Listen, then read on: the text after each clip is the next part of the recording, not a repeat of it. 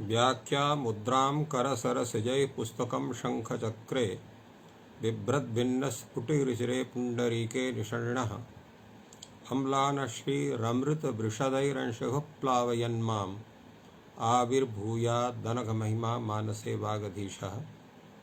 कृष्णाय वासुदेवाय हरये परमात्मने प्रणतक्लेशनाशाय गोविन्दाय नमो नमः।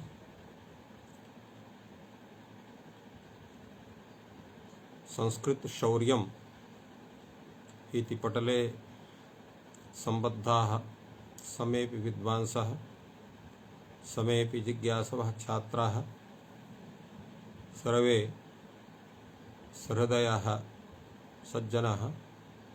अथ च संस्कृत शौर्यम् इति पटलस्य संस्थापकः प्रबन्धकश्च डॉक्टर राजकुमारः।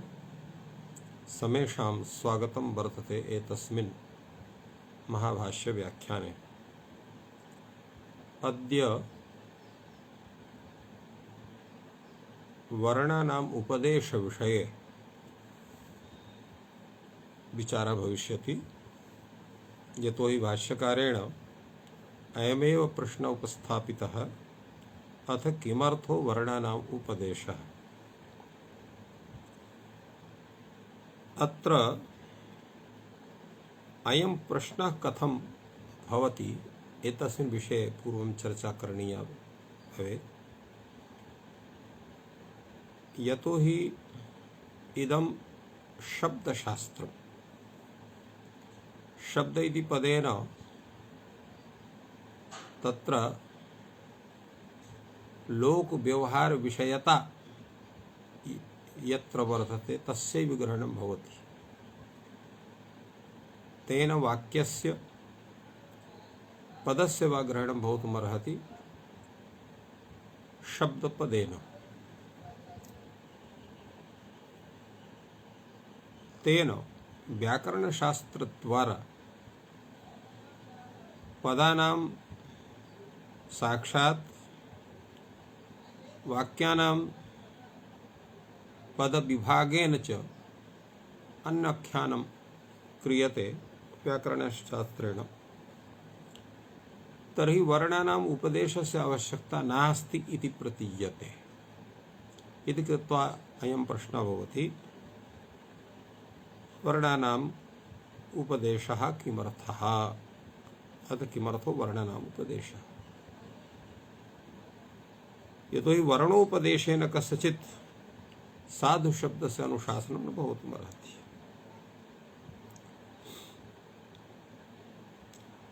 अपि च अत्र एतेषां वर्णानां यद् विचारः भवति, ते वर्णाः के सन्ति, येषाम् उपदेशः वर्तते तदा भवति। यतो हि पाणिनिशास्त्रे ये वर्णाः तत्र संस्थापिताः वर्तन्ते अयुणप्रभृतयः, ते माहेश्वरात् सम्प्राप्ताः ते वर्णाः सन्ति। येनाक्षर समानावे मधिगम्य महेश्वरात् एवं रूपेण तत्र प्राप्यते। अतः एतेषाम् उपदेशस्य किं प्रयोजनम् इति प्रश्नः। भगवान् भाष्यकारः समादधाति, वृत्ति समवायार्थः उपदेशः।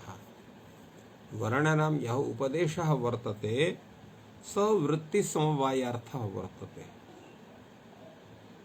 वृत्ति समवायार्थः वर्णानाम् उपदेशः कर्तव्यः। तत्र प्रश्नः भवति, किमिदं वृत्ति समवायार्थः इति, अर्थात् वृत्ति समवायार्थ इति शब्दस्य किं तात्पर्यम्। तत्र वृत्ति समवायः इत्यत्र त्रयः समासाः भाष्यकारेण दर्शिताः। वृत्तये समवायः वृत्ति समवायः, वृत्त्यर्थो वा समवायः वृत्ति समवायः, वृत्ति प्रयोजनो वा समवायः वृत्ति समवायः। एतेषां त्रयाणामपि समासानां तत्र किं प्रयोजनं वर्तते? एकः एव समासः तत्र स्यात्। समासत्रयस्य प्रतिपादनस्य का आवश्यकता इति प्रश्नः भवति। तत्र उच्यते अत्र अनेन प्रयोजनत्रयम् उक्तं भाष्यकारेण समासद्वारा। वृत्तये समवायः वृत्तिसमवायः इत्यस्य वृत्तिशब्दस्य अर्थः भवति लाघवेन शास्त्रप्रवृत्तिः। समवाय इत्यस्य शब्दस्य अर्थः भवति वर्णानां अनुपूर्वेण सन्निवेशः, क्रमेण सन्निवेशः, अनुपूर्वेण सन्निवेशः।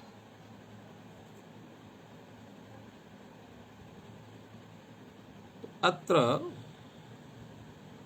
वर्णानां शास्त्र लाघवेन शास्त्र प्रवृत्तये। तो लाघवेन शास्त्र प्रवृत्ति कथं भवति? एतेषाम् उपदेशेन तो यथा इको इणच् इत्युच्यते चेत् अत्र एते वर्णाः उपदिष्टाः न स्युः तर्हि युको इण्यस्य इ उ ऋ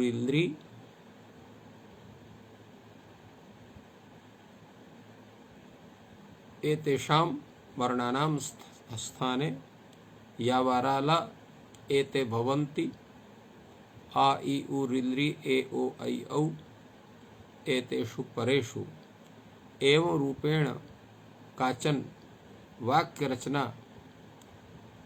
तत्र भवेत्, तेन महल गौरवं भवेत् इति कृत्वा अत्र वर्णानां लाघवेन अत्र शास्त्रस्य प्रवृत्तिः स्यात्। इको इणच् इति रूपेण शास्त्रस्य स्वरूपं भवेत्, लाघवं स्यात्। एतदर्थम् एतेषां वर्णानाम् उपदेशः वर्तते इति प्रथमं प्रयोजनं वर्तते। द्वितीयं वर्तते वृत्त्यर्थः समवायः वृत्तिसमवायः। अत्रापि वृत्तिशब्दः तत्र शास्त्रप्रवृत्ति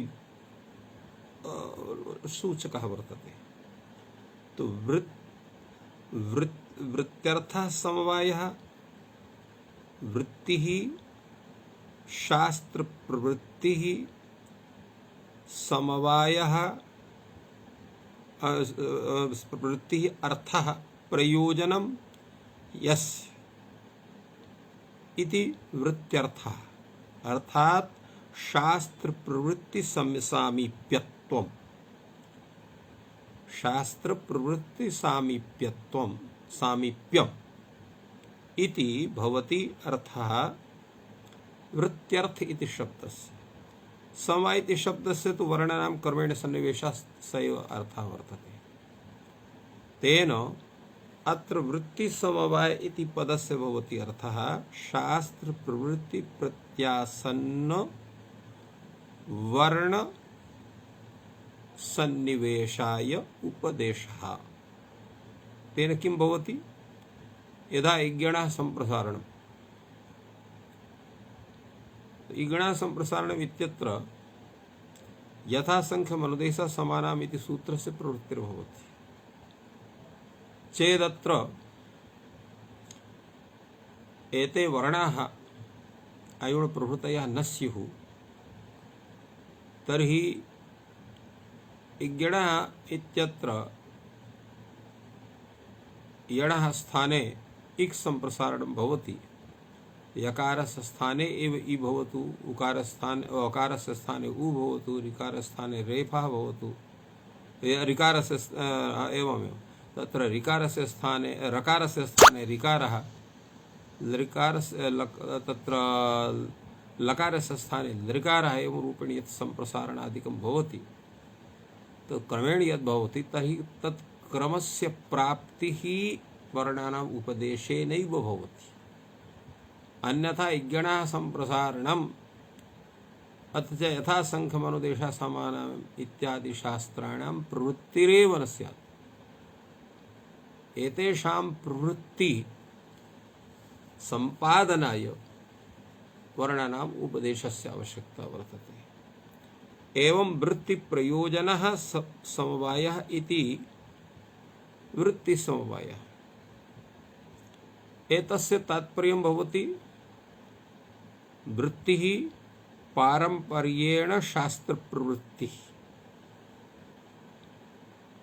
तो पारंपर्येण शास्त्रप्रवृत्त्यंगत्व प्रयोजनम अंगम। तो पारंपर्येण शास्त्रप्रवृत्तिः प्रयोजनम अंगम यस्य सः वृत्तिप्रयोजनः।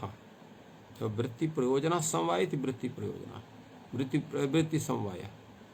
तो वृत्तिप्रयोजनः समवायति वृत्तिसमवायः इत्यत्र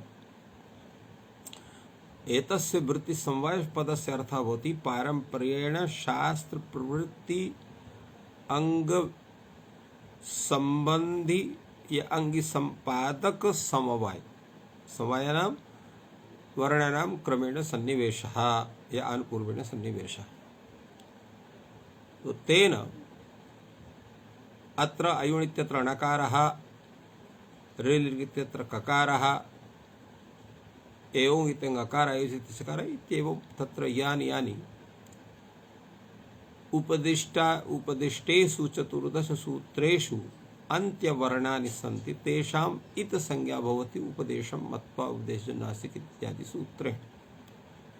तो इत्थम एवं तत्र आदिरन्तेन सहेता इति सूत्रेण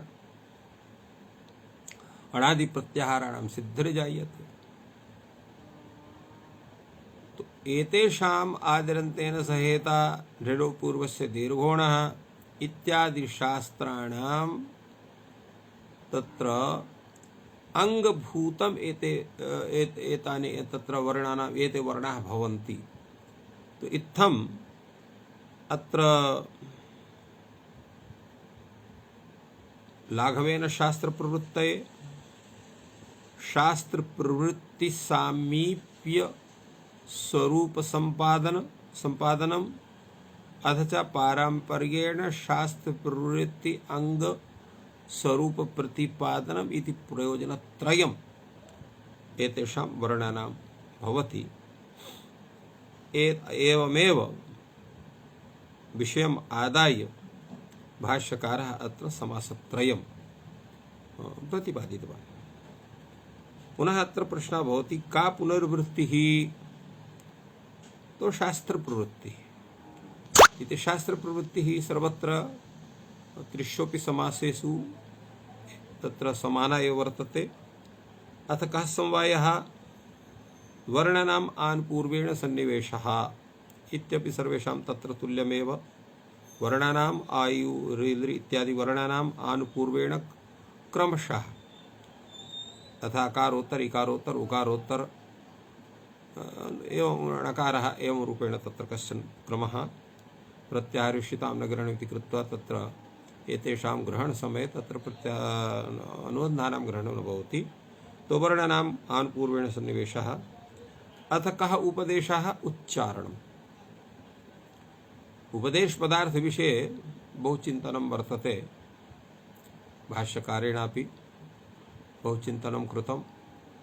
ये अन्ये तत्र विचारकाः सन्ति, भट्टोजीदीक्षितप्रभृतयः, कैयटादयः, नागेशभट्टः, एते सर्वेपि उपदेशविषये चिन्तितवन्तः सन्ति। तत्र उपदेश शब्दः यदा उपपूर्वक दिश उपसर्जने धातोः तत्र भावे घय प्रत्ययः भवति तदा उच्चारणार्थकः भवति। उपदेशः उच्चारणम्। यदा करणे घय भवति तदा उपदिश्यते अनेन इति उपदेशः। एवं रूपेण तत्र व्युत्पत्तिविधानेन तत्र धातुसूत्रगुणोणादि वाक्यलिङ्गानुशासने इत्यादीनाम् एतेषां तत्र ग्रहणं भवति इति तस्य चिन्तनम् अग्रे भविष्यति। अत्र यः उपदेशपदार्थः वर्तते सः भावघयन्तः। अतएव भाष्यकारेण अत्र उच्च उपदेशः उच्चारणम् इत्युक्तवान्। कुत एतत् दिशिरुच्चारण क्रिया यतो हि दिश धातुः उच्चारणार्थे वर्तते दिश अतिसर्जनम तत्र उच्चारणं दिशिरुच्चारण क्रिया उच्चार ही वर्णान आह उपदिष्टा इमे वर्णा उच्चार्य ही वर्णान आह उच्चार ही वर्णान आह इत्यस्य किं तात्पर्यम् तात्पर्यं यत् एषा श्रुतिरस्ति श्रुतिः तत्र उच्चार्यैव बोध्यते अस्य लेखनं न भवति इयं तत्र श्रुतिः परम्परयैव शिष्यैः गुरोः सकाशात् सम्प्राप्यते अस्मात् हेतोः उच्चार ही वर्णाना उपदिष्टा इमे वर्णा अपि च वर्णानाम् उच्चारणमेव भवितुमर्हति अतएव उच्चरितः एव शब्दः सम्प्रत्यायको भवति नानुच्चरितः इत्यपि सिद्धान्तो वर्तते तेन गुरुः वर्णान् उच्चार्यैव उपदिशति अन्यथा तत्र उपदेशः न भवितुमर्हति अतएव तत्र उपदेशितपदेन तस्य वर्णस्य वर्णानां वा पदानां यदुच्चारणम् उच्चारणपूर्वकमेव तत्र तस्य स्वरूपस्य ग्रहणं भवति इति सर्वं मनसि आदाय उच्चारैः ही वर्णान् आह उपदिष्टा इमे वर्णा इति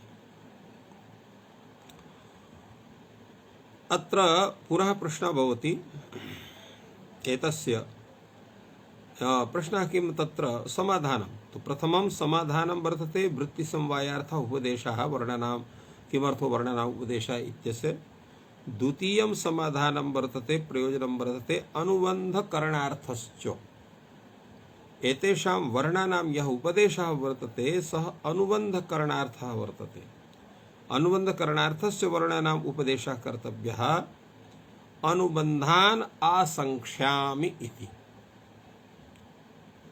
तो अनुबन्धान आसंक्ष्यामि अर्थात अनुबन्धान तत्र सूत्रस्य अन्ते तेषां तत्र अनुसन्धानं क्रियते अथवा तेषां तत्र संयोजनं क्रियते यथा अयुण् इत्यत्र णकारः ऋलृक् इत्यत्र ककारः एवम् इत्यत्र णकारः एवं सर्वत्र तो अनुबन्धान आसंक्ष्यामि तर्हि अनुबन्धानां संयोजनं कथं भवितुमर्हेत् कया रीत्या भवितुमर्हेत् अर्थात यावत् उपदेशः न भवति वर्णानां तावत् अनुबन्धाः कुत्र संस्थापनीयाः एतस्यापि ज्ञानं न स्यात् अतएव वर्णानां पूर्वोच्चारणम् अनन्तरम् अनुबन्धानां तत्र संयोजनं न हि अनुपदिश्य वर्णान् अनुबन्धः शक्यः आसंक्तुम् यावत् वर्णानाम् उपदेशः न भवति तावत् अनुबन्धानामपि संयोजनं न भवितुमर्हति इत्युक्त्वा वर्णानाम् उपदेशः अनुबन्धकरणार्थं वर्तते स एष वर्णानाम् उपदेशः वृत्तिसमवायार्थः अनुबन्धकरणाश्च इत्थं वर्णानां यः उपदेशः वर्तते तस्य प्रयोजनद्वयं प्रथमं प्रयोजनम् अनुबन्ध वृत्तिसमवायार्थः द्वितीयं प्रयोजनं वर्तते अनुबन्धकरणार्थश्च तो वृत्तिसमवायश्च अनुबन्धकरणार्थं तो वृत्तिसमवायश्च अनुबन्धकरणं च किमर्थं तो प्रत्याहारार्थं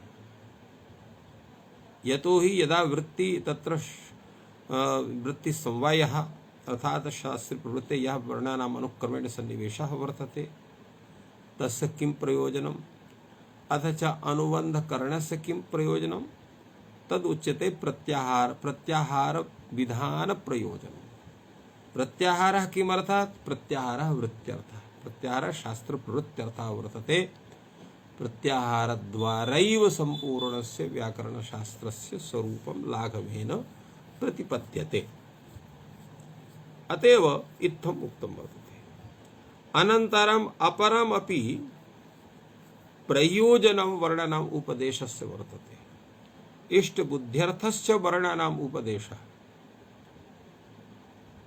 इष्टबुद्ध्यर्थ इष्टबुद्धिः अर्थः प्रयोजनं येषां ते इष्टबुद्ध्य या इष्टबुद्धेः अर्थः बुद्ध्यर्थम इष्टबुद्धेः अर्थः इति इष्टबुद्धेः बुद्ध्यर्थः अर्थात इष्टबुद्धिलाभाय वर्णनाम उपदेशः क्रियते। अतः भाष्यकार इष्टान वर्णान बोध्स्यामहे अर्थात इष्टानां वर्णानां ज्ञानम बोधः अस्मासु भवेत्। तर्हि कया रीत्या स्यात् इष्टानां वर्णानां ज्ञानम? तो उपदेशेनैव भवति। उपदेशेन तेषाम् उच्चारणेन तस्य वर्णस्य तत्तद् वर्णस्य किं किं स्वरूपं वर्तते तस्य ज्ञानम् अस्मासु भवति। यतो हि अयं वर्णः अनेन स्थानेन उच्चरितः अनेन प्रयत्नेन उच्चरितः एतस्य सम्यक् ज्ञानं तदैव स्यात् यदा वर्णानां सम्यक् उच्चारणं भवेत्। नहीं अनुपदिश्य वर्णानिष्टा वर्णा शक्या विज्ञातुम्। तो नहीं वर्णान नहीं अनुपदिश्य वर्णान इष्टा वर्णाः शक्याः विज्ञातुम्। तो यावत् वर्णानाम् उपदेशः न भवति तावत् एते वर्णाः इष्टाः अनिष्टाः वा एतस्य ज्ञानं कथं स्यात्? प्रश्नः भवति कथं वर्णः इष्टः अनिष्टः भवति? अयं वर्णः इष्टः अयं वर्णः अनिष्टः एतस्य ज्ञानं कथं स्यात्? औपदेशेन तस्य तथा ज्ञानं कथं भवितुमर्हति इति एकः प्रश्नः भवितुमर्हति। अत्र इष्टः वर्णः सः एव यः स्वकीयं स्वरूपं सम्यक् प्रयच्छति। यथा तत्र शशः इत्युच्यते, तो शशः इत्यस्थाने सस इति उच्यते चेत् तर्हि शस इति शब्दस्य यः अर्थः सः सस इति कथनेन न भवितुमर्हति, तस्य प्राप्तिर् न स्यात्। एवं शश इति कथनेन अपि न भवितुमर्हति। तो यत्र सस इत्युच्चारणेन अर्थस्य सम्प्राप्तिः तदा शश इत्युच्चारणेन भवितुमर्हति।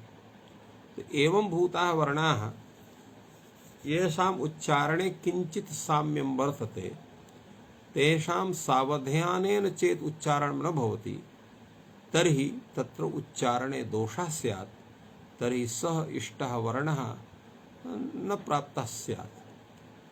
एतदर्थमेव तेषां वर्णानाम् उपदेशः क्रियते। सम्यक् यदा तेषाम् उच्चारणं भवति तदा एतस्य वर्णस्य इदं स्वरूपम् एतस्य वर्णस्य इदं स्वरूपम् एतस्य वर्णस्य इदं स्वरूपं सम्यक् तस्य ज्ञानं भवति इति मनसि विचार्य एव भगवान् भाष्यकारः कथयति इष्टान् वर्णान् बोध्स्यामहे इष्टबुद्ध्यर्थस्य वर्णानाम् उपदेशः करणीयः। अत्र पुनः एका आशंका भवति इष्टबुद्ध्यर्थश्चेतिति चेदुदात्तानुदात्त स्वरितानुनासिक दीर्घप्लुतानामपि उपदेशः करणीयः। तात्पर्यं किम्? यद् ये स्वरवर्णाः सन्ति आ इ उ प्रभृतयः तेषां केचन गुणाः अपि वर्तन्ते। सः उदात्तः भवति अनुदात्तः भवति स्वरितः भवति अनुनासिकः भवति अननुनासिकः भवति ह्रस्वः भवति दीर्घः भवति प्लुतः भवति। तो एतेषामपि ज्ञानं तत्र करणीयं। चेत् इत्थं ज्ञानं न भवति तर्हि दीर्घस्य स्थाने ह्रस्वस्य उच्चारणं स्यात्, ह्रस्वस्य उच्चारणे तत्र प्लुतस्य वा उच्चारणं स्यात्, अनुनासिकस्य उच्चारण अनुनासिकस्य उच्चारणे तत्र अनुनासिकस्य, एवं तत्र बहुषु स्थलेषु तादृशः भ्रमः भवेत्।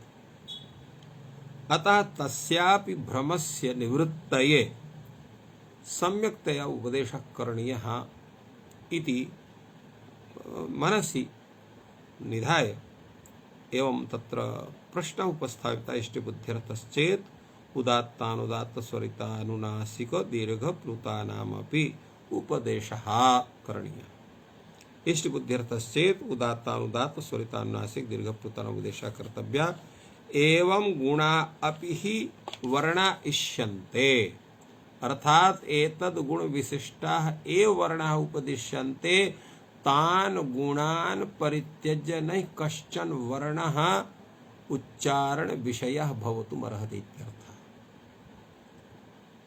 तदेव स उच्चारण विषयः स्यात् यदा तत्र तत्तत् गुण विशिष्टः भवेत्, यतो तस्य तादृशं स्वरूपं भवति। तो स्वकीयं स्वरूपं विहाय न कश्चन स्थातुमर्हति इति कृत्वा तस्यापि स्वरूपं यत् वर्तते तत्स्वरूपमादाय तस्य उच्चारणं भवितुमर्हति इति तात्पर्यम्। तदा कश्चन उच्यते आकृत्युपदेशासिद्धम्। आकृत्युपदेशासिद्धमेतत् अवर्णाकृतिरूपदिष्टा सर्वम् अवर्णकुलं ग्रहीष्यति, तथे वर्णाकृति तथो वर्णाकृति। अर्थात तत्र उदात्तादि स्वरूप विशिष्टस्य उच्चारणस्य आवश्यकता नास्ति। एकः एव वर्णः पूर्वम् उच्चार्यते, तदनन्तरं तेन तत्र जातिः गृह्यते, तत्तज्जाति विशिष्टा ये वर्णाः तेषां जात्यैव तत्र ग्रहणं स्यात्। अतः तत्र यथा अकारः अत्वजात्यवच्छिन्नस्य ग्रहणं स्यात्, तो अत्वजात्यवच्छिन्नस्य स्रवस्य ग्रहणं तत्र भविष्यति, इत्वजात्यवच्छिन्नस्य उत्वजात्यवच्छिन्नस्य। तर्हि 18 ये अकाराः सन्ति येषां तत्र भेदः वर्तते। एवमेव 18 इकाराः उकाराः एवम् अन्ये वर्णाः। अपि च प्रत्युच्चारणे शब्दो भिद्यते इति रीत्यापि तेषाम् अनन्ताः भेदाः भवन्ति समेषां। तेषु सर्वेषु अत्वजाति विद्यते एव।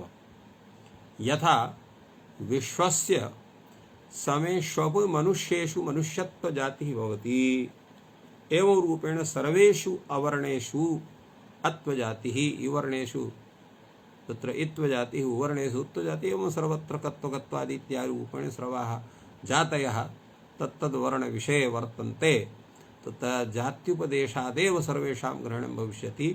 पृथक्तया तत्र उदात्तादिविशिष्टस्य पृथक् पृथक् विधानस्य आवश्यकता नास्ति इति मत्वा इदं समाधानं वर्तते। आकृत्युपदेशासिद्धम् आकृतिसिद्धम् अवर्णाकृतिः उपदिष्टा सर्वम् अवर्णं कुलं ग्रहीष्यति, तथा इवर्णाकृतिः सर्वम् इवर्णकुलं ग्रहीष्यति, तथा उवर्णाकृतिः सर्वम् उवर्णकुलं ग्रहीष्यति। एवम् अन्येषां वर्णानां विषये अपि तथैव बोध्यम्।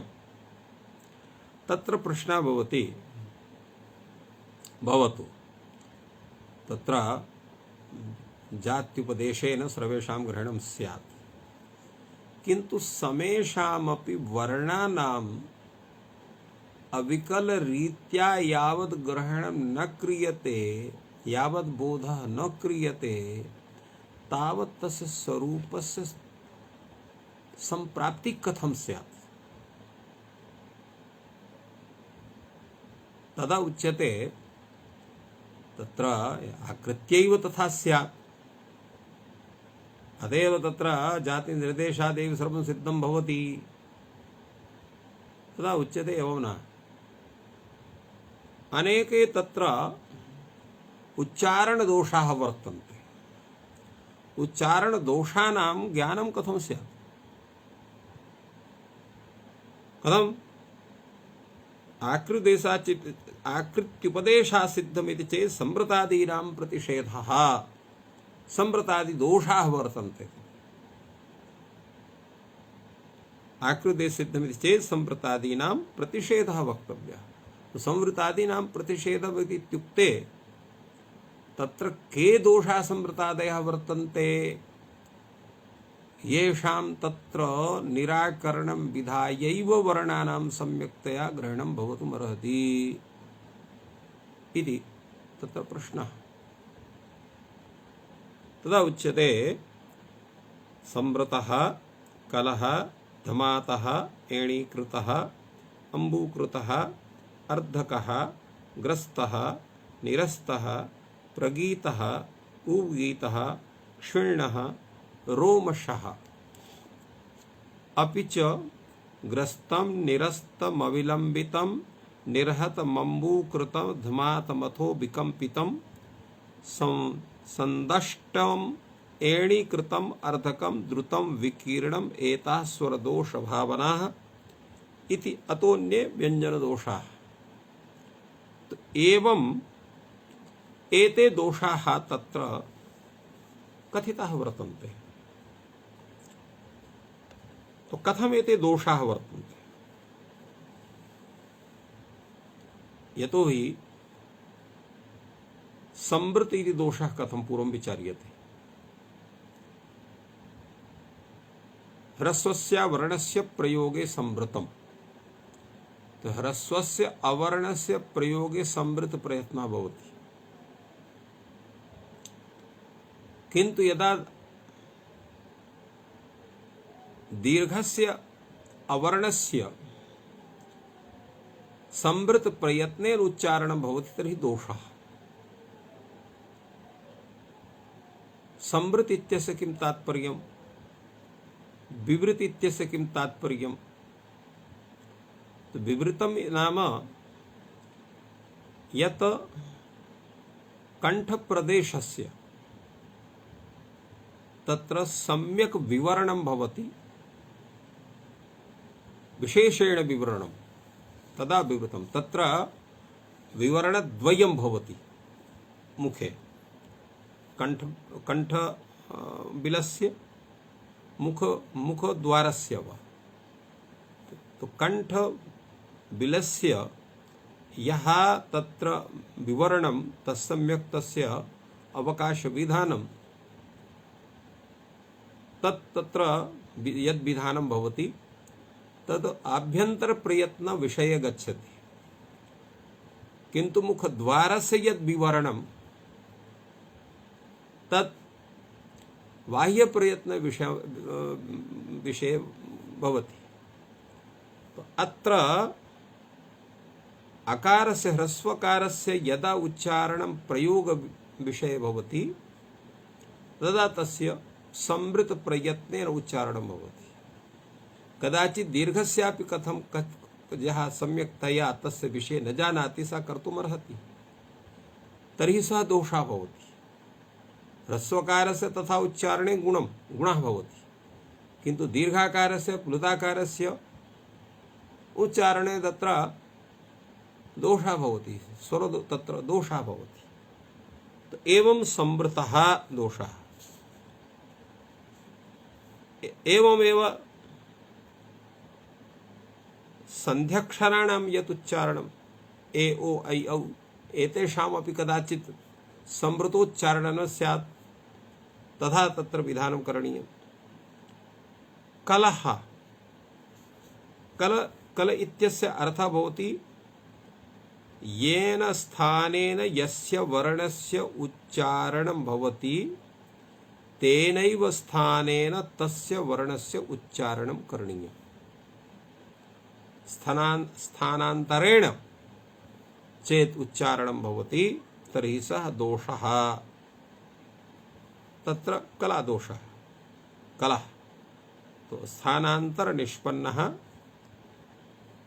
कालकत्वेन प्रसिद्धः सः दोषः वर्तते। एवमेव धमातः। धमातः तत्र यस्य वर्णस्य उच्चारणे यावत् श्वास संयोगः तावदेव संयोगः भवति चेत् तस्मात् श्वासात् अतिरिक्तः कश्चन अधिकः वायुसंयोगः क्रियते तर्हि तस्य शब्दस्य वर्णस्य उच्चारणं सम्यक् न भवितुमर्हति। तत्र भूयिष्ठ श्वास संयोगः यदा भवति तर्हि ह्रस्वोऽपि वर्णः दीर्घ इव प्रतीयते। प्रायः भवन्तः शृण्वन्ति, कश्चन राम इति वक्तुं वाञ्छति, किन्तु रम इति वदति। एवमेव तत्र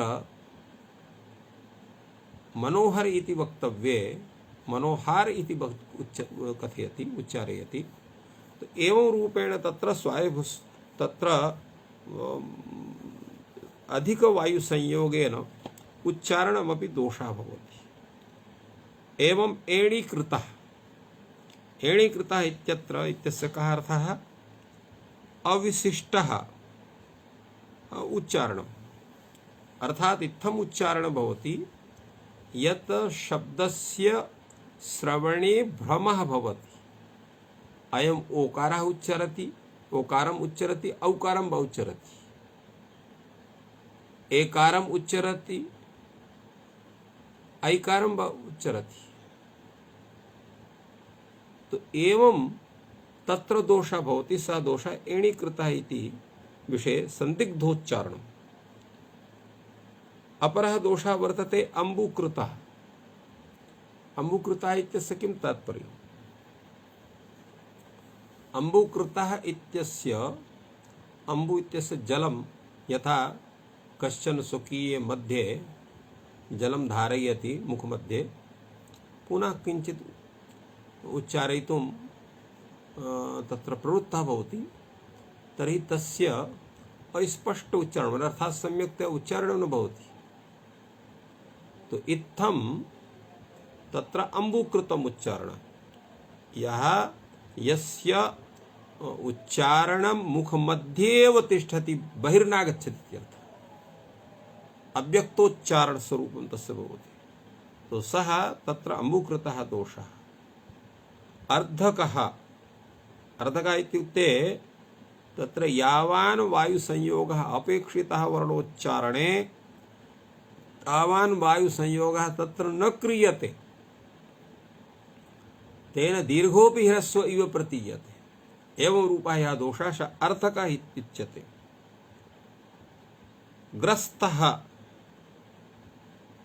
ग्रस्तः इत्यस्य तात्पर्यं भवति वर्णोच्चारण समये एव यदा वर्णस्य उच्चारणं क्रियते तर्हि तस्य जिह्वा मूले एव यः निगृहीता भवति बहिर्सम्यक्तया नागच्छति।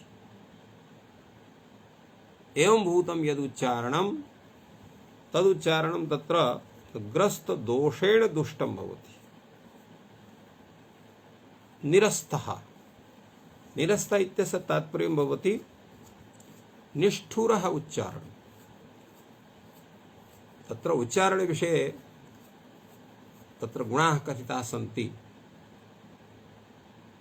तेषु ते गुणाः भवन्तु माधुर्यमक्षरव्यक्तिः पदच्छेदस्तु सुस्वरः धैर्यं लयसमर्थं च षडे ते पाठका गुणाः। तो माधुर्योच्चारणं भवति। अत्र निष्ठुरः उच्चारणं सदोषः। एवं प्रगीतः तत्र यस्य वर्णस्य उच्चारणम् अस्माभिः क्रियते तो सामान्येन यस्य वर्णस्य यादृशम् उच्चारणम् आवश्यकं तेनैव रूपेण तादृशम् उच्चारणं तस्य करणीयम्। अन्यथा किं स्यात्? तत्र तस्य स्वरूपे हानिः स्यात्। कथं स्वरूपहानिः भवेन्नाम तर्हि तत्र यदा कस्यचित् गायनं भवति गीतस्य कदाचित् तत्र स्वरदष्ट्या तथा उच्चारणेन ह्रस्वस्य दीर्घोऽपि उच्चारणं भवति। तत्र तालदृष्ट्या तस्य तत्र लम्बितं तत्र विधानं भवति इति कृत्वा तत्र तस्य स्वरूपं सम्यक् नागच्छति इति कृत्वा प्रगीतः इत्यपि गीतगायन समये भवतु नाम तत् सः गुणः स्यात् किन्तु वर्णोच्चारण समये सः दोषः भवति। उपगीतः नाम समीपवर्णान्तरगीत्यनुरक्तः। गीतस्य समीपम् उपगीतम् अर्थात् यस्य वर्णस्य उच्चारण अस्माभिः विधीयते, तो समीप वर्ण यह कश्चन अन्यः वर्णः सोपि उच्चारण समये संगृहीत इव यदा प्रतीयते तदा उपगीत इति दोषेण सह दुष्टः भवति। क्षीणः, क्षीणः नाम कंपितोच्चारणम्। तो कंपितोच्चारणेनापि तत्र वर्णस्य स्वरूपं नागच्छति सम्यक्तया, अतएव सः दोषः। अनन्तरं निर्हतः, निर्हतः नाम रुक्षः। रुक्षः इत्युक्ते यदा वर्णस्य उच्चारणं भवति तदा रूक्षोच्चारणेन, यतोहि अत्र रूक्षोच्चारणेन इत्यस्य किं तात्पर्यं?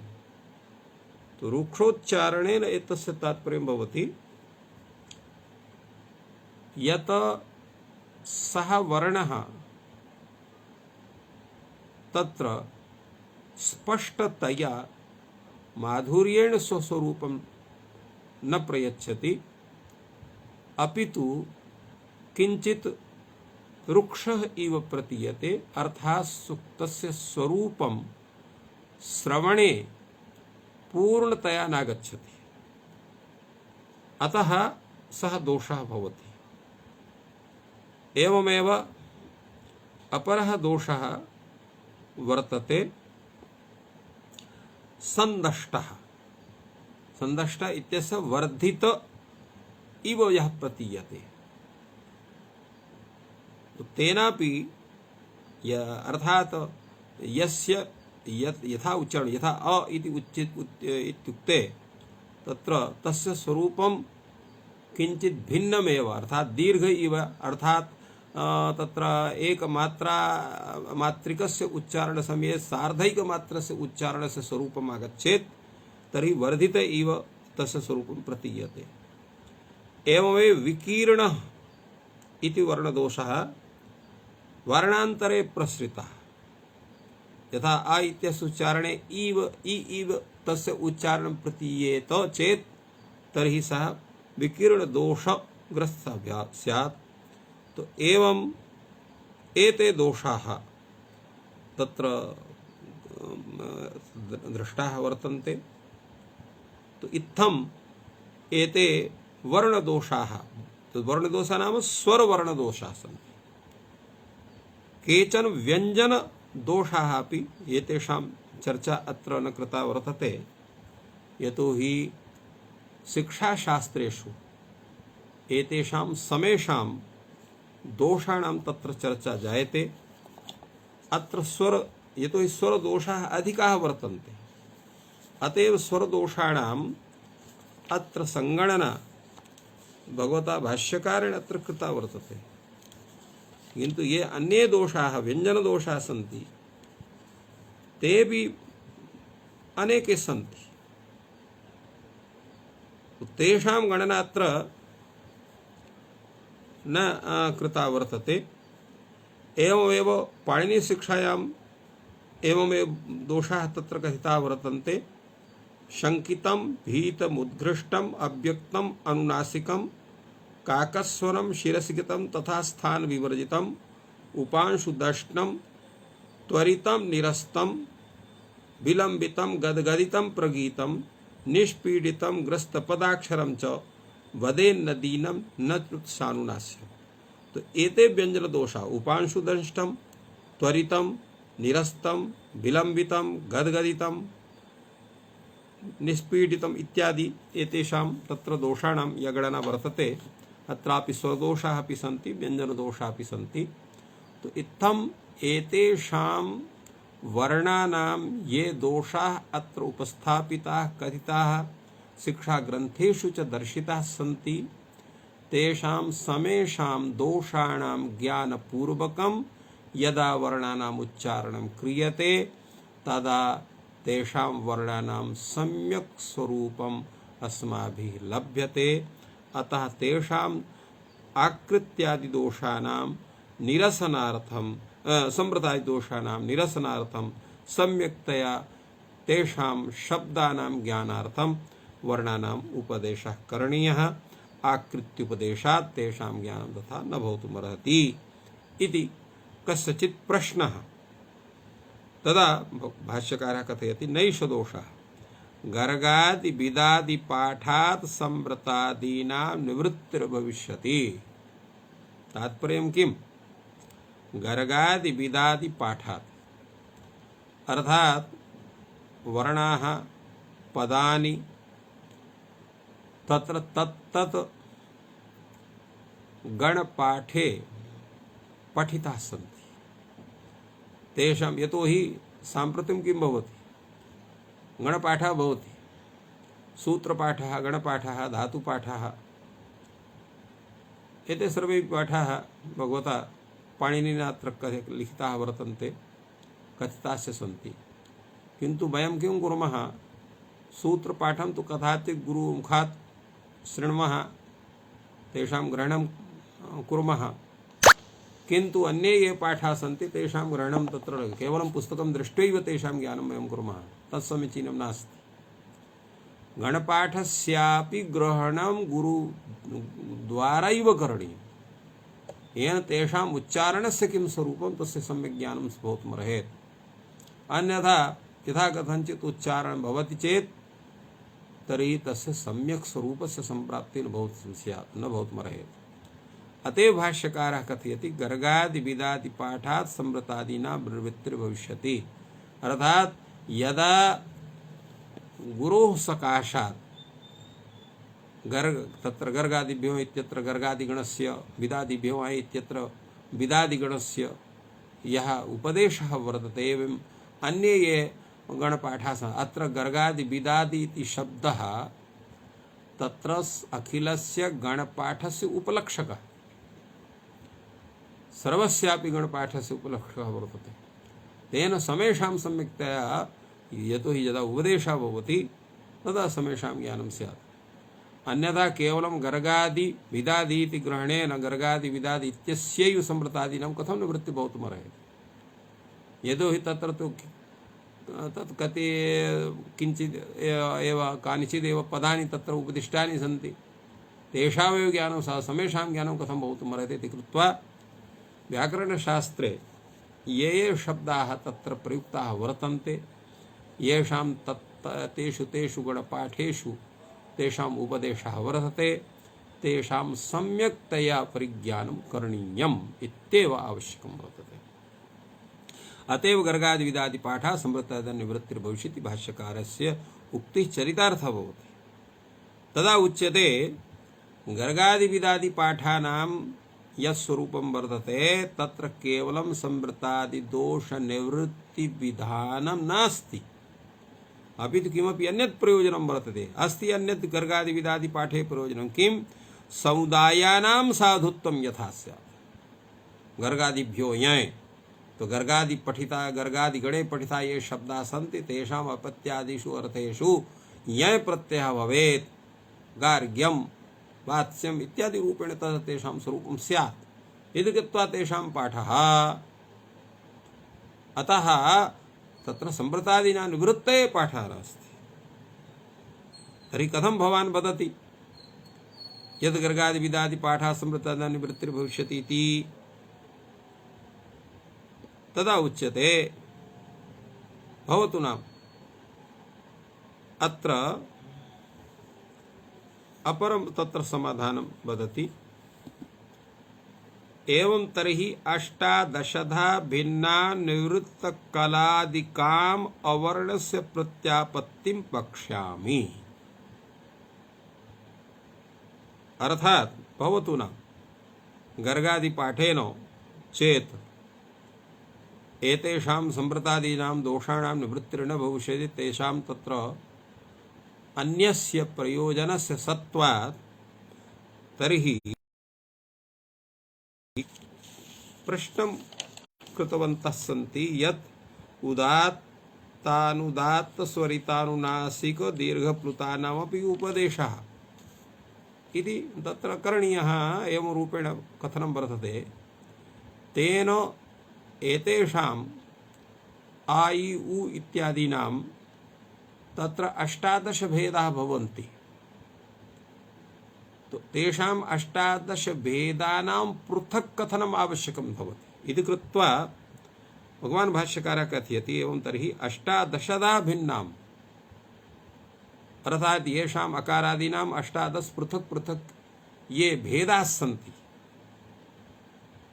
अपि च निवृत्तकलादिकम् अर्थात निवृत्तकलादि ये दोषाः वर्तन्ते तो तद्निवृत्ताः कलादिदोषाः येषु ते निवृत्तकलादिदोषाः निवृत्तकलादिकाः तां निवृत्तकलादिकाम् अवर्णस्य प्रत्यापत्तिम् अवर्णस्य अवर्णस्य इत्युक्ते तत्र अत्र अवर्णः प्रथमं गृहीते यतो हि प्रथमं वर्णः वर्तते तो अवर्णस्य प्रत्यापत्तिं वक्ष्यामि। प्रत्यापत्तिं नाम अर्थात् तस्य तत्र प्रत्यापत्तिं ज्ञानम् तस्य स्वरूपम् आ इ उ इत्यादि प्रत्यापत्तिं तत्र संप्रदाय दोष रहितादि ज्ञानजनकं यत् शब्दस्वरूपं वर्तते तस्य स्वरूपं वक्ष्यामि कथयिष्यामि। तो सा तर्हि वक्तव्या अर्थात प्रतिपत्ति करणीया वा वक्तव्या वा न वक्तव्या तदा उच्यते लिंगार्था तु प्रतिपत्ति लिंगार्था सा तर्हि भवति सा प्रतिपत्ति लिंगार्था भवति। लिंगार्थ इत्यस्य किं तात्पर्यम् लिंगार्थ अर्थात अनुबंधकरणार्थं प्रतिपत्ति वर्तते सा यतो हि अयुण प्रभृतीनां शब्दानां या वर्णानां यः उपदेशः वर्तते स तु केवल अनुबंधकरणार्थं वर्तते अतएव तत्र प्रयोजनमपि दत्तं यतो हि एते अनुबन्धाः तत्र प्रत्याहारार्थाः अनुबन्धकरणार्थस्य वर्णानाम् उपदेशः तो एवं अनुबन्धकरणार्थं तत्र तेषां तथा उपदेशः वर्तते तर्हि तद् वक्तव्यं न वा वक्तव्यं तदा उच्यते यद्यपि एतत् उच्यते अर्थात यद्यपि लिंगार्था तत्र प्रवृत्तिः वर्तते लिंगार्था प्रतिपत्तिरस्ति किंतु अथवा एतर्हि अनेकम अनुबंधशतं नोच्चार्यम् किंतु वर्णानां तत्र अनेके अनुबंधाः भवन्ति किं समेषां तत्र अनुबन्धानां कथनं करणीयं भवति एवं न यदा तत्र लिंगार्थः प्रतिपत्तिः क्रियते अर्थात तत्र अनुबंधकरणं क्रियते तो ये अनुबंधाः अत्र 14 सूत्रेषु निर्दिष्टाः सन्ति तेषामेव स्वरूपं तत्र गृह्यते अनेके अनुबंधाः व्याकरणशास्त्रे तत्तद् वर्तन्ते तेषां तत्र कथनस्य आवश्यकता न भवति अनेकम अनुबंधशतं नोच्चार्यम् इत्संज्ञा च न वक्तव्या लोपश्च न वक्तव्या यद अनुबंधैः क्रियते तत्तत् कलादिभिः करिष्यते अर्थात तत्र एवं उच्यते यदा यदा स्वरितत्व प्रतिज्ञया स्वरिताधिकारः भवति एवमेव कलादेव तत्र अनुबन्धादेव सर्वं भविष्यति तो तत्र अनुबन्धं न क्रियते तत्र तत्तत् गुण विशिष्टं तस्य उच्चारणं क्रियते तेन सर्वं स्यात् यतो हि अनुबन्धकरणे संज्ञा करणीया भवति लोपः करणीयः भवति तो तर्हि तत्र यदा लिंगार्थः प्रतिपत्तिः क्रियते तर्हि तत्तद् गुण विशिष्टेन उच्चारणेनैव तत्तत् कार्याणां स्वरूपं स्यात् अनुबंध स्वरूपाणां तत्र ग्रहणस्य आवश्यकता न भविष्यति अतएव लिखितम् अनेकम अनुबंधशतं नोच्चार्यम् इति संज्ञा च न वक्तव्या लोपश्च न वक्तव्यः यद अनुबन्धैः क्रियते तत्कलादिभिः करिष्यते कलादिः भी करिष्यते एवं रूपेण तत्तादृशं वर्णानाम् उच्चारणं स्यात्। भगवान् भाष्यकारः तस्य विषये कथयति सिद्ध्यत्येव अर्थात भवितुमर्हति तत्तत् कला विशिष्टं तत्तत् गुण विशिष्टं उच्चारणं वर्णस्य भवितुमर्हति ते तत्र तानि तानि कार्याणि अपि भवितुमर्हन्ति किन्तु पाणिनिना इत्थं न विहितम् यतो हि यादृशी आचार्यस्य दृष्टिः तद्रीत्यैव तेषां स्वरूपं तत्र गृह्णीयं, तद्भिन्नं न करणीयम्। अत एव लिखन्ति अपाणिनीयं तु भवति। अपाणिनीयं भवति अर्थात् पाणिनीय भिन्न स्वरूपं तस्यात्। अस्माकं लक्ष्यं किम् अस्ति?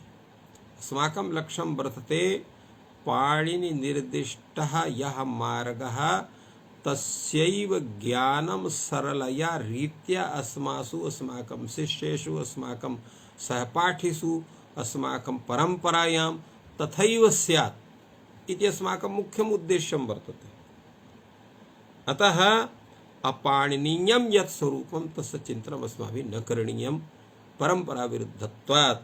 अतः भाष्यकारः कहते यथा न्यासमेव अस्तु, अर्थात यथा अनुबन्धः तत्र कृताः वर्तन्ते, येन रूपेण तेषाम् उच्चारणं वर्तते, तेन रूपेण परम्परायां सम्प्राप्तं यत् उच्चारणं, परम्परायां सम्प्राप्तं यत् स्वरूपं तस्यैव ग्रहणं स्यात्। एतदर्थमेव एतेषां वर्णानाम् उपदेशः पूर्वं कृतः वर्तते।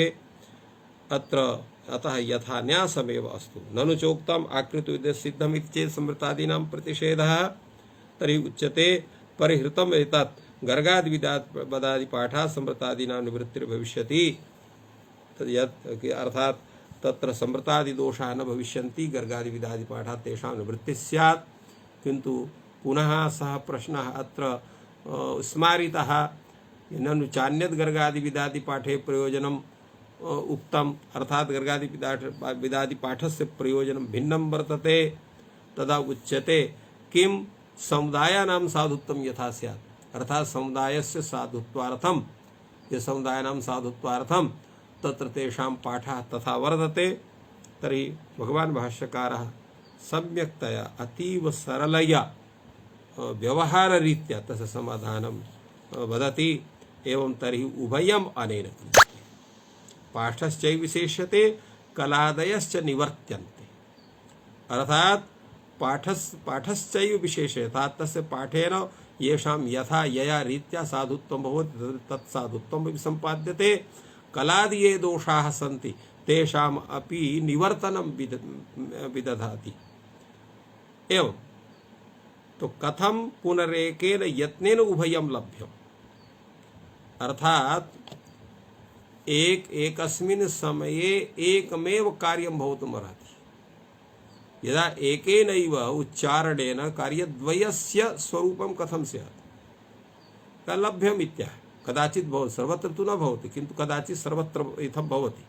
द्विगता अपि हेतवः भवन्ति, अत्र अपि इति शब्दस्य प्रयोगः वर्तते।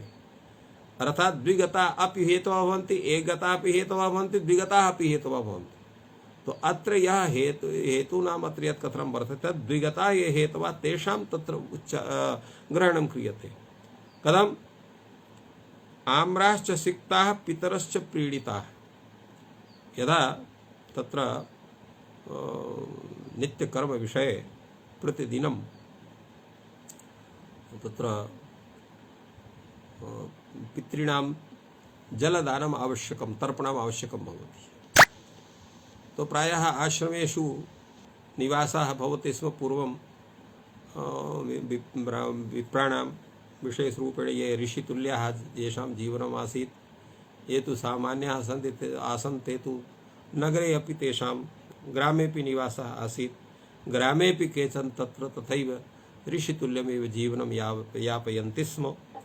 तो ये प्रतिदिनं यदा तर्पणादिकं कुर्वन्ति स्म, या अधुनापि कुर्वन्ति, तत्र आम्राश्च सिक्ताः पितरस्य पीडिताः। तो पितर जलदान समये तो यत्र जलं दीयते तेन पितराः तृप्ताः भवन्ति।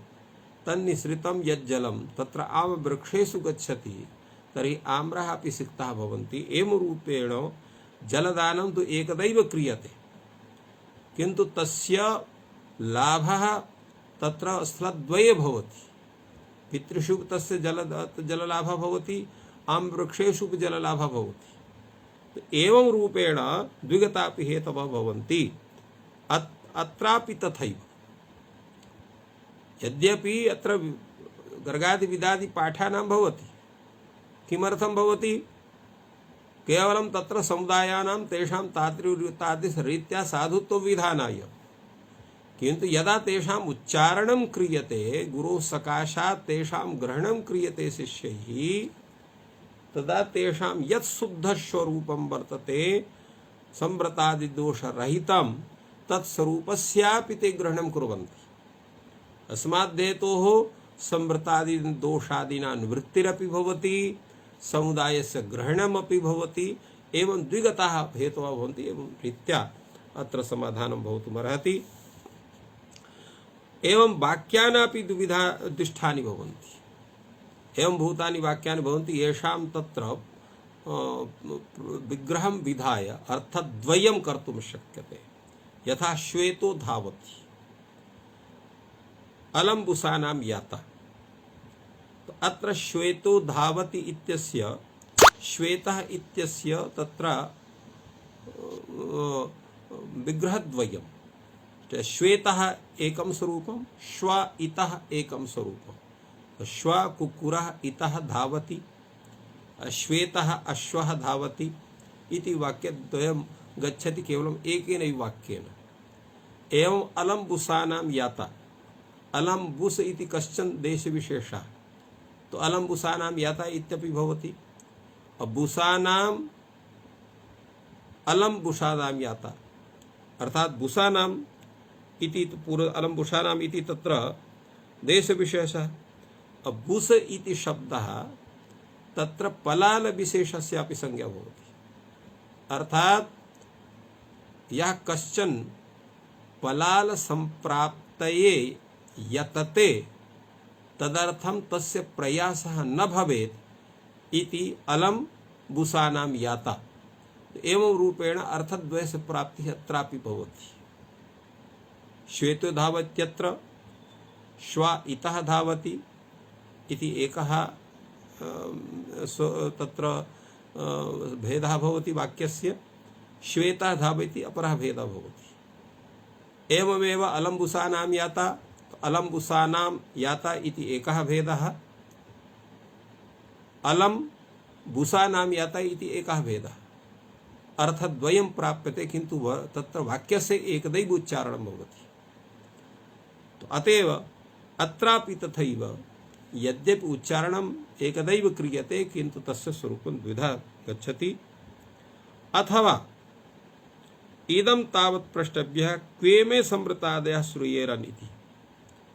तात्पर्यं संवृतादि दोषाः भवद्भिः प्रदर्शिताः, तेषां तत्र दोषाणां यस्वरूपं तत्स्वरूपम् अपि भवद्भिः प्रदर्शितं, किन्तु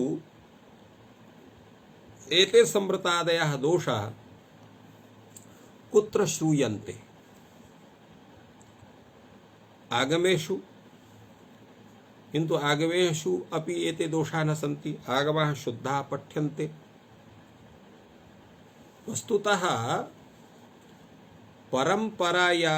परम्परायां याः विद्याः सन्ति तासां विद्यानां सर्वमपि स्वरूपं सुष्ठु एव वर्तते, अर्थात दोषरहितं स्वरूपं वर्तते।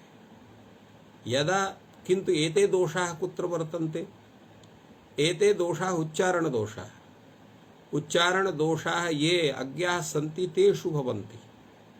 अज्ञा एव यदा स्वगुरोः सकाशात् सम्यक् तस्य अध्ययनं कुर्वन्ति तदा एते दोषाः तेषाम् उच्चारणे नहि भवन्ति। अतएव परम्परयैव समासां विद्यानां ग्रहणं करणीयं भवति इति अस्माकं काचन उदात्त परम्परा वर्तते। अतः अन्यत्र कुत्रापि एते दोषाः प्रसिद्धाः न सन्ति शास्त्रेषु। अतएव तत्र आशंका उपस्थापिता, समाधानमपि दत्तं भाष्यकारेण। आगमेषु आगमाः शुद्धाः पठ्यन्ते, विकारेषु आगमानां तत्र आगम विकार इति शब्देन तत्र आदेशाः। विकारेषु तर्हि विकाराः शुद्धाः पठ्यन्ते, प्रत्ययेषु तर्हि प्रत्ययाः शुद्धाः पठ्यन्ते, धातुषु तर्हि धातवोऽपि शुद्धाः पठ्यन्ते, प्रातिपदिकेषु तर्हि प्रातिपदिकान्यपि शुद्धानि पठ्यन्ते। तो एवं सर्वं यदा शुद्धम अत्र आगमाः सूत्रेषु दर्शिताः आदेशाः दर्शिताः प्रत्ययाः दर्शिताः धातवः दर्शिताः यानि प्रातिपदिकानि तत्त सूत्रेषु पठितानि सन्ति तानि दर्शितानि सन्ति अतः तानि सर्वाणि शुद्धानि पठितानि सन्ति। तो अशुद्धस्य स्वरूपस्य स्थिति कुत्र भवितुमर्हेत् येषाम् उपदेशः नास्ति। केषाम् उपदेशः नास्ति? ये यानि प्रातिपदिकानि तत्र व्यवहाराय या व्यवहारेण अस्माभिः गृह्यते अतएव अत्र लिखितमस्ति यानि तर्हि अग्रहणानि प्रातिपदिकानि। यानि अग्रहणानि अर्थात सूत्रेषु गणपाठेषु यानि प्रातिपदिकानि सन्ति तानि न पठितानि सन्ति। यदा तत्र गणपाठे बहुषु लिखितं भवति आकृतिगणोऽयं, तो आकृतिगणेन तेषां तत्र प्रातिपदिकानाम् अस्माभिः ग्रहणं क्रियते। एवमेव व्यवहारे प्रसिद्धाः ये शब्दाः यत्र सामान्येन तेषां शब्दानां ग्रहणं कर्तुं शक्यते तेषामपि ग्रहणं क्रियते। तर्हि तत्र तु संवृतादयः दोषाः भवेयुरेव परम्परायां तेषाम् अध्ययनस्य अभावात्। अतएव यानि तर्हि अग्रहणानि प्रातिपदिकानि इति विषये तत्र चिन्तितं तदा उच्यते एतेषामपि स्वरवर्णानुपूर्वी ज्ञानार्थम् उपदेशः कर्तव्यः। एतेषामपि अर्थात् यानि अग्रहणानि प्रातिपदिकानि सन्ति तेषामपि स्वरवर्णानुपूर्वी ज्ञानार्थम् अर्थात् कीदृशः स्वरः तत्र वर्तते, वर्णानां तत्र अनुक्रमः कीदृशः वर्तते, का च आनुपूर्वी वर्तते, तेषां समेषां ज्ञानार्थम् उपदेशः करणीयः। वर्णानां सम्यक्तया तत्र यदा वर्णानां ज्ञानं भविष्यति तो वर्णानां ज्ञानेन पदानामपि ज्ञानं स्यात्, वाक्यानामपि ज्ञानं स्यात्, तदा दोषः न भविष्यति। दोषस्य संभावना यथा पूर्वमस्माभिः उक्तं यत्र उच्चारणे किञ्चित् तुल्यता वर्तते। यदा तत्र शकारः षकारः सकारः अत्र प्रायः तुल्यता वर्तते, यतो हि तेषां प्रयत्नः अपि एकः एव भवति। अतएव प्रयत्नसाम्यात् अच्छता बाह्यप्रयत्नसाम्यात् आभ्यन्तरप्रयत्नसाम्यात् उच्चारणस्थान भिन्नेपि तत्र तुल्यता दृश्यते। अतएव तत्र कश्चन भेदः करणीयः भवति उच्चारणस्थानेन। यथा शशः शशः इति मा भूत्, अर्थात् शशः इति वक्तव्ये शशः इति तत्र उच्चारणं तस्य न स्यात्। पलाश इति वक्तव्ये पलाश इति उच्चारणं न स्यात्। तालव्यस्थाने मूर्धन्यस्य उच्चारणं स्यात्, मूर्धन्यस्थाने तालव्यस्य दन्त्यस्य वा उच्चारणं न स्यात्। इति एतादृशः प्रयत्नः आवश्यकः वर्तते। तो तत्र शशः शश इति मा भूत्, पलाशः पलाश इति मा भूत्, एवं मंचकः मंजक इति मा भूत्, अर्थात चकार स्थाने जकारस्य उच्चारणं न स्यात्। तो इत्थम् एतेषां शब्दानां सम्यक्तया परिज्ञानाय वर्णानाम् उपदेशः भगवता माहेश्वरेण तत्र कृतः वर्तते। तस्य संस्थापनं स्वकीये ग्रन्थे तेन रूपेण भगवता पाणिनिना कृतं वर्तते, तत् आवश्यकं वर्तते। किन्तु आगमाश्च विकाराश्च प्रत्ययाः सह धातुभिः उच्चार्यन्ते ततः तेषु नेमे प्राप्ताः कलादयः। तो शास्त्रे ये आगमाः कथिताः सन्ति, आदेशाः कथिताः सन्ति, प्रत्ययाः कथिताः सन्ति, धातवः कथिताः सन्ति, अन्ये ये यानि प्रातिपदिकानि तत्र तत्तत् सूत्रेषु गणपाठेषु तत्र कथितानि सन्ति तत्र कश्चन दोषः न वर्तते। यतो परम्परया तेषां तादृशं दोषरहितमेव ग्रहणं क्रियते अस्माभिः सर्वैः। अस्माकं या परम्परा वर्तते तत्र एते कलादयः दोषाः न भवितुमर्हन्ति। किन्तु ये तत्र अग्रहणानि प्रातिपदिकानि सन्ति तेषु दोषः भवेत्, ते दोषाः न भवन्तु। तेषामपि सम्यक् ज्ञानं सम्यक् स्वरूप सम्प्राप्तिः अस्मासु स्यात्। अस्माकं परम्परायां तसा तत्स्वरूपं विशुद्ध रूपेण युक्तं प्रसिद्धं स्यात् गृहीतं वा स्यात् एतदर्थम् एतेषां वर्णानाम् उपदेशः कृतः वर्तते। तो इत्थम् अत्र एवं भूतः विचारः अद्य सञ्जातः। अद्यैव एतस्य आह्निकस्य पूर्णतापि सञ्जातः। सर्वेभ्यो नमः। जयतु संस्कृतं, जयतु भारतम्।